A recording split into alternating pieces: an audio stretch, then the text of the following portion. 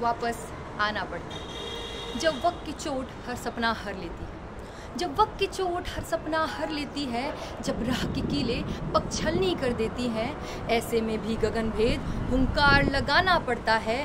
भाग्य को भी अपनी मुट्ठी अधिकार से लाना पड़ता है, वापस आना पड़ता है, फिर वापस आना पड़ता है।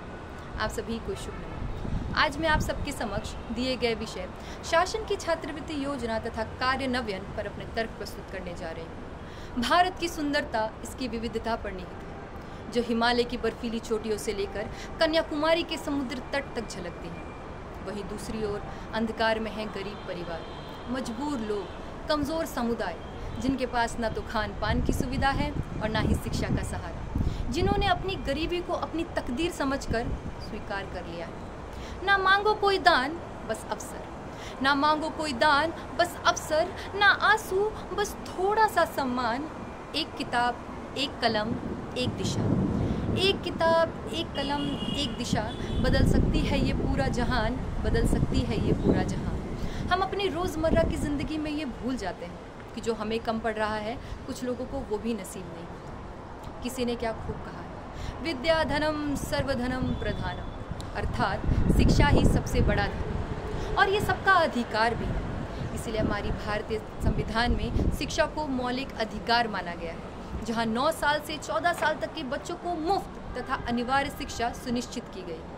ऐसे ही विषय पर प्रकाश डालते हुए तथा मदद का एक हाथ बढ़ाते हुए हमारी सरकार ने छात्रवृत्ति योजना की शुरुआत की। राष्ट्रीय छात्रवृत्ति योजना ये एक ऐसा व्यापक शब्द है जो केंद्र सरकार द्वारा संचालित विभिन्न छात्रवृत्ति योजनाओं को संदर्भित करता है। यह आर्थिक सहारा, शिक्षा के प्रति प्रोत्साहन, समान अवसर, प्रतिभा का विकास, उच्च शिक्षा को बढ़ावा, वंचित वर्ग, अल्पसंख्यक, विकलांग तथा बेटियों को विशेष सहयोग प्रदान किया जाता है।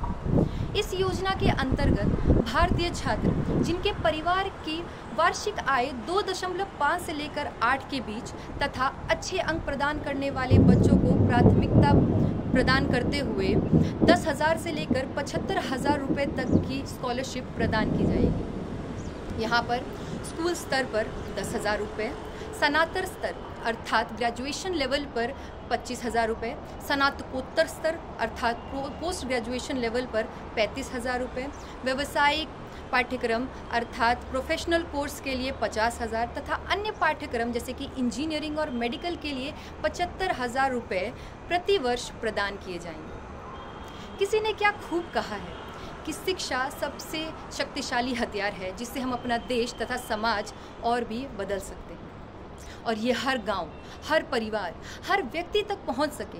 इसीलिए सरकार ने पारदर्शिता तथा सरलता के लिए नेशनल स्कॉलरशिप पोर्टल NSP भी बनाया है, जहां छात्र ऑनलाइन आवेदन कर सकते हैं। वो अलग बात है कि आज भी ग्रामीण इलाकों में जागरूकता की कमी है, ऑनलाइन आवेदन में कठिनाई तथा प्रक्रिया में विलंब जैसी परेशानियां देखी जाती हैं। इसके अलावा सूचना में कमी, दस्तावेजों की कमी तथा राशि वितरण में देरी और भौतिक तथा भूगोलिक कठिनाई भी देखी जाती है। छात्रवृत्ति योजना किसी व्यक्तिगत जीवन को बढ़ावा देने के लिए नहीं है, ये समाज तथा राष्ट्र को उज्जवल बनाने के लिए है। ये एक आशा, एक विश्वास, एक अवसर है। ये न केवल छात्र के भविष्य को सुरक्षित करता है बल्कि हमारे देश की प्रगति में भी भरपूर योगदान निभाता है। अंत में बस इतना ही कहना चाहूँगी कि शिक्षा के जहाज़ डुबाए जा रहे हैं, शिक्षा के जहाज़ बड़े शौक से डुबाए जा रहे हैं। स्कूल बंद करके बच्चे मजदूरी के लिए बुलाए जा रहे हैं। तू कब तक मजबूरी में सिमटा रहेगा ए आम आदमी, तू कब तक मजबूरी में सिमटा रहेगा ए आम आदमी। तेरे बच्चे जिस्म से नहीं दिमाग से विकलांग बनाए जा रहे हैं, दिमाग से विकलांग बनाए जा रहे हैं। धन्यवाद एवं शुभ दिन।